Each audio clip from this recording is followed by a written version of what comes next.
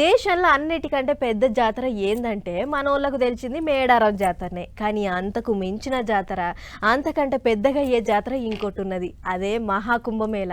సోమవారం శురువైంది. గంగా, యమున, సరస్వతి మూడు నదులు కలిసే ఉత్తరప్రదేశ్ రాష్ట్రంలో జాతర జోరుగా నడుస్తుంది. త్రివేణి సంగమం, సాధువులు, సంతులు, పబ్లిక్ తోని కిక్కిర్చింది. పాండ్రట్ల పోయి చూసొద్దాం ఆ కథ ఏందో. 144 ఏండ్లకోసారి వచ్చే మహాకుంభమేళ జాతర సురువైంది. అగ చూడర్రే, ఉత్తరప్రదేశ్ రాష్ట్రంలో ఉన్న ప్రయాగరాజు లక్షల మందితోని కిటకిటలాడింది.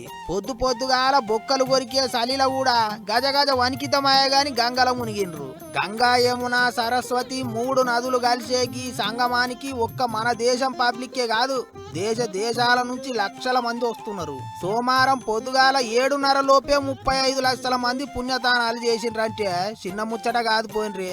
45 దినాలుకి ప్రయాగరాజు కిక్కిర్చిపోతది. ఏం తక్క 35 కోట్ల మంది వస్తారని అంచనా వేసిండ్రట సర్కారోళ్ళు.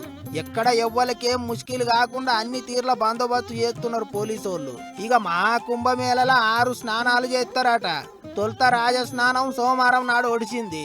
సంక్రాంతి పండుగకు 2వ స్నానం, అటెనక 29 నాడు మౌని అమాస వస్తున్నది. ఆయాల 3వ స్నానం, ఫిబ్రవరి 3వ తారీఖు నాడు వసంత పంచమి ఉన్నది. ఇక ఆయాల 4వ స్నానమాట. ఫిబ్రవరి 12న మాఘ పౌర్ణమి నాడు 5వ స్నానం. ఆఖరికి మహాశివరాత్రి నాడు అంటే ఫిబ్రవరి 26వ తారీఖు 6వ స్నానంతో కుంభమేళ ముగుస్తుంది అన్నట్టు. సాధువులు, సంతులు, బాబాలు ఇట్లా కోట్ల మంది త్రివేణి సంగమానికి పోటెత్తుతున్నారు. మహాకుంభమేళ టైంలో 3 నదులు కలిసే త్రివేణి సంగమంలో పుణ్యతానాలు చేస్తే మస్తు పుణ్యం దొరుకుతుందట. అందుకే ఎక్కడెక్కడోళ్ళు బయటి దేశాల నుంచి కూడా వస్తుంటారు జనాలు. అందుకే 10,000 ఎకరాలలో ఏర్పాట్లు చేసిండ్రు. 50 లక్షల నుంచి 1 కోటి మంది ఉండేటట్టు సవలతులు చేసిండ్రు. 55 పోలీస్ స్టేషన్లు, 45,000 మంది పోలీసోళ్ళు బందోబస్తు చేస్తున్నారు. 45 దినాలు మస్తు ఘనంగా నడుస్తుంది కుంభమేళ.